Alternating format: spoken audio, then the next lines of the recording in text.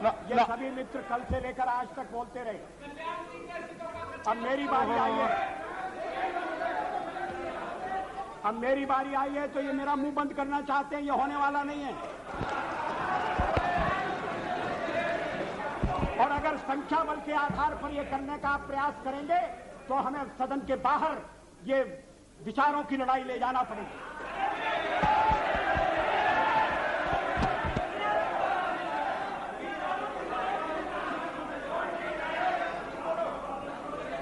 अध्यक्ष महोदय,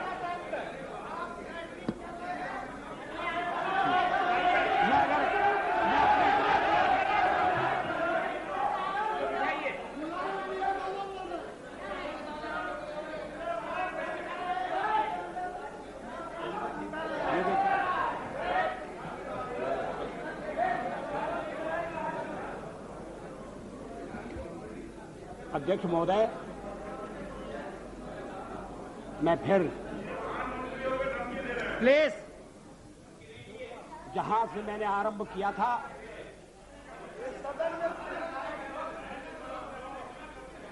वहां अपने भाषण को ले जाना चाहता हूं। देश में ध्रुवीकरण नहीं होना चाहिए, न सांप्रदायिक आधार पर, न जातीय आधार पर, न राजनीति ऐसे दो खेमों में बंटनी चाहिए कि जिनमें संवाद न हो, जिनमें चर्चा न हो।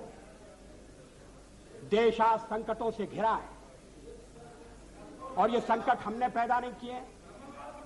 जब जब कभी आवश्यकता पड़ी संकटों के निराकरण में हमने उस समय की सरकार की मदद की है। उस समय के प्रधानमंत्री नरसिंह राव जी ने भारत का पक्ष रखने के लिए मुझे विरोधी दल के नेता के नाते जेनेवा भेजा था और पाकिस्तानी उसे देखकर चमत्कृत रह गए। उन्होंने कहा कि ये कहां से आए हैं, क्योंकि उनके यहां विरोधी दल का नेता ऐसे राष्ट्रीय कार्य में भी सहयोग देने के लिए तैयार नहीं होता। वो हर जगह अपने सरकार को गिराने के काम में लगा रहता है। ये हमारी परंपरा नहीं है, ये हमारी प्रकृति नहीं है और मैं चाहता हूं ये परंपरा बनी रहे, ये प्रकृति बनी रहे। सत्ता का खेल तो चलेगा, सरकारें आएंगी जाएंगी, पार्टियां बनेगी बिगड़ेंगी, मगर ये देश रहना चाहिए, इस देश का लोकतंत्र अमर रहना चाहिए। क्या ये आज के वातावरण में कठिन काम नहीं हो गया है? ये चर्चा तो आज समाप्त हो जाएगी, मगर कल से जो अध्याय शुरू होगा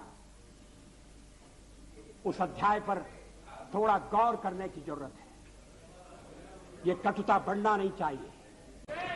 हमारा जनाधार नहीं है, हमें लोगों का व्यापक समर्थन प्राप्त नहीं है। अगर आप हमें छोड़कर सत्ता बनाना चाहते हैं और आप समझते हैं कि वो सरकार टिकाऊ होगी, मुझे तो उसके टिकने के लक्षण नहीं दिखाई देते।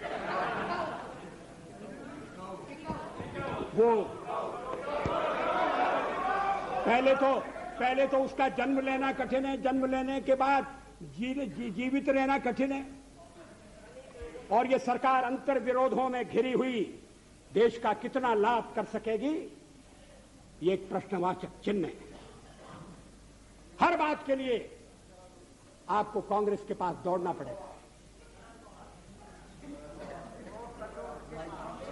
और जब आप उन पर निर्भर हो जाएंगे, अभी तो मैं नहीं जानता, पहले चर्चा हुई थी, कुछ शर्तें लगाई जा रही, फिर चर्चा हुई कि कोऑर्डिनेटिंग कमेटी बनाना पड़ेगी। फ्लोर पर भी हम लोग कोऑर्डिनेशन करते हैं, उसके बिना तो सदन नहीं चलता। आप सारा देश चलाना चाहते हैं, बड़ी अच्छी बात है, हमारी शुभकामनाएं आपके साथ हैं। हम अपने देश की सेवा के कार्य में जुटे रहेंगे।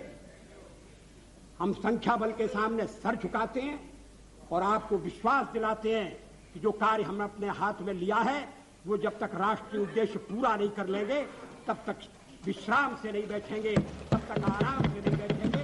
अध्यक्ष महोदय, मैं अपना त्यागपत्र राष्ट्रपति महोदय को देने जा रहा हूं।